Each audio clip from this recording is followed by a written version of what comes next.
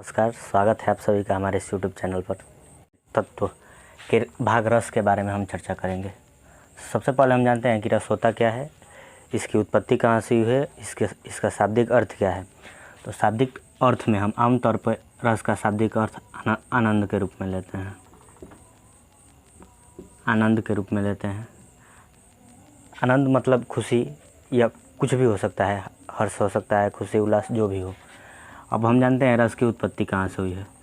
तो रस की उत्पत्ति कहाँ से हुई है, या रस का सर्वप्रथम जिक्र भरत मुनि के द्वारा अपने उन्हीं के रचित नाट्य शास्त्र में विभावा नुभाव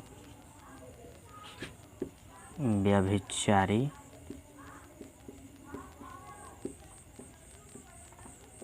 संयोगा द्रस निष्पत्ति नामक वाक्य से हुई है। और इसका अर्थ जानते हैं। विभाव, अनुभाव, व्यभिचारी, इन तीनों के संयोग से जिस चीज़ की उत्पत्ति होती है हम उसे रस कहते हैं। इस उक्त वाक्य को भरत मुनि ने अपने नाट्य शास्त्र में लिखा और यह जानते हैं और इसके बारे में समझते हैं। तो कहानी को सुनने, नाटक को देखने, काव्य को पढ़ने से मनुष्य के सहृदय में जो भाव उत्पन्न होता है उसे रस कहते हैं। यह तो रस की परिभाषा हो गई। अब हम इसको समझते हैं।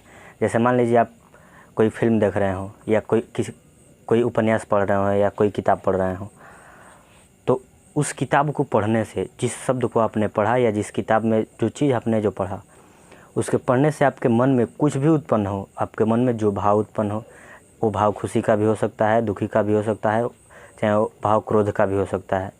तो यह जो भाव हमारे मन में उत्पन्न हुआ, चाहे वो क्रोध का हो, चाहे खुशी का हो, चाहे भय का हो, जो हमारे अंदर जो मन में क्रोध उत्पन्न हुआ, यही रस के अंतर्गत आते हैं और इन्हीं को रस कहते हैं। अब हम समझते हैं रस के अंग या रस के भेद को। तो रस के भेद या रस के अंग का मतलब यह हुआ कि हम रस किन किन चीज़ों से मिलकर बना होता है। तो रस मुख्यतः इन 4 चीज़ों से मिलकर बना होता है। पहला स्थायी भाव होता है, दूसरा विभाव होता है, तीसरा अनुभाव और चौथा व्यभिचारी या संचारी भाव होता है। इसके बाद हम बारी बारी से एक एक को समझते हैं। तो सबसे पहले हम लेते हैं अस्थायी भाव को। तो अभी आपने पढ़ा कि रस की परिभाषा में कि जो हम पढ़ते हैं और जो हमारे अंदर भाव उत्पन्न होते हैं वह रस कहलाते हैं। वह जो हमारे अंदर जो भाव उत्पन्न होते हैं वह अस्थायी भाव होते हैं। और इस जो हमने अभी पढ़ा, जैसे कि हमारे अंदर हमारे मन में जो भाव उत्पन्न हुआ, चाहे खुशी का हो, चाहे दुख हो, चाहे जो हमारे अंदर जो भी भाव हो, तो अस्थायी भाव की परिभाषा हम समझते हैं। ये वह भाव जो मनुष्य के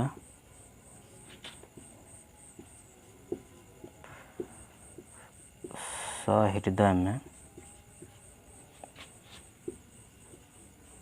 हमेशा विद्यमान रहता है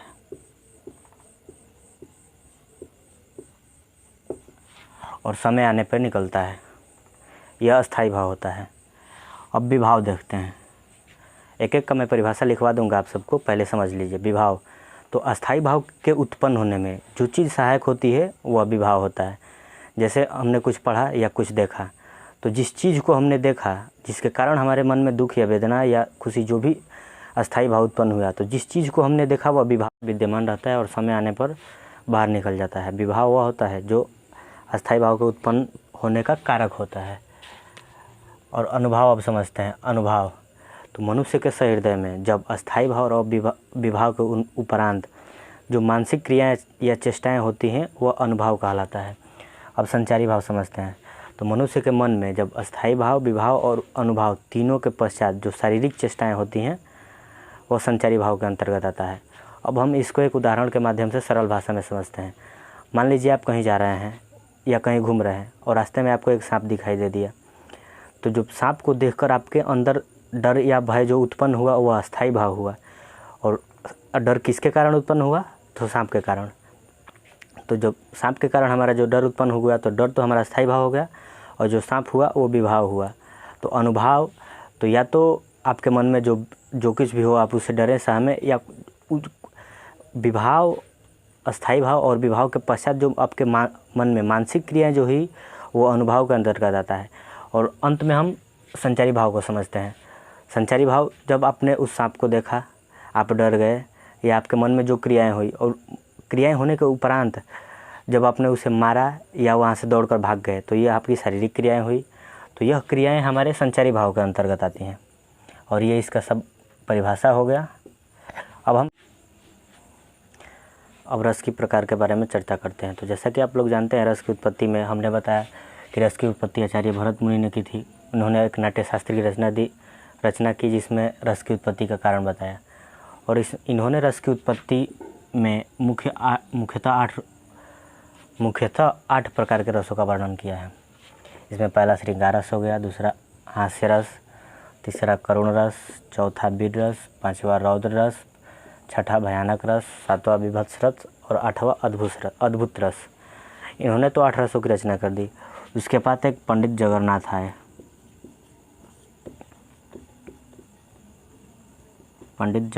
आए।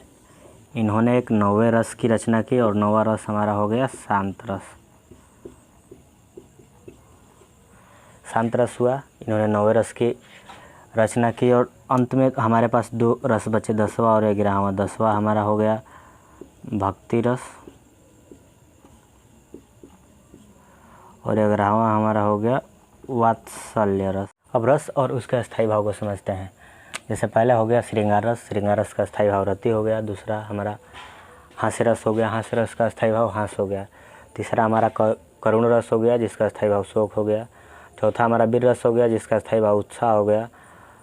पाँचवा हमारा भयानक रस हो गया, जिसका अस्थायी भाव भय। उसके बाद रौद्र रस, जिसका अस्थायी भाव क्रोध। विभत्स रस, जिसका अस्थायी भाव जुगुप्सा। अद्भुत रस, जिसका अस्थायी भाव आश्चर्य होता है। शांत रस, जिसका अस्थायी भाव निर्वेद होता है। वात्सल्य रस, जिसका अस्थायी भाव रति या वात्सल होता है। और भक्ति रस, उसका भी रति होता है। यहाँ पर हमने देखा कि 3 रसों का अस्थायी भाव रति होता है। एक तो श्रृंगार हो गया, दूसरा वात्सल्य हो गया, और तीसरा भक्ति हो गया। और आखिरी इन तीनों रसों का जो हमारा अस्थायी भाव होता है वो रति ही क्यों होता है, यह अब हम समझते हैं। जैसे श्रृंगार रस। श्रृंगार रस में जो रति होता है, रति का वास्तविक अर्थ प्रेम होता है। जो श्रृंगार रस में जो अस्थायी भाव जो रति होता है वो नायक और नायिका के बीच में होता है। जो हमारा वात्सल्य में जो रति या वात्सल्य में जो हमारा अस्थायी भाव जो रति होता है, यह गुरु और शिष्य के बीच में होता है। छोटे बच्चे के एक पिता के प्रति होता है, एक माँ के प्रति। जो एक छोटे शिशु का एक पिता या माँ के प्रति या उसके गुरु के प्रति जो प्रेम होता है वह रति के अंतर्गत आता है। जो नायक और नायिका का प्रेम होता है वह श्रृंगार रस में वो इस रति के अंतर्गत आता है। और अंत में जो भक्ति रस बचा, जो ईश्वर और को मानने वाले के बीच होता है, जो मनुष्य और भगवान, जो परमात्मा और आत्मा के बीच में जो प्रेम होता है, वह भक्ति में वह रति के अंतर्गत आता है। अब मिलते हैं हम लोग अगले वीडियो में, जिसमें हम एक रस के प्रत्येक रस के बारे में उसका जिक्र करेंगे, उसके बारे में समझेंगे, वह होता क्या है, उसका उदाहरण इत्यादि हम सब लोग उसके अगले वीडियो में समझते हैं। तब तक के लिए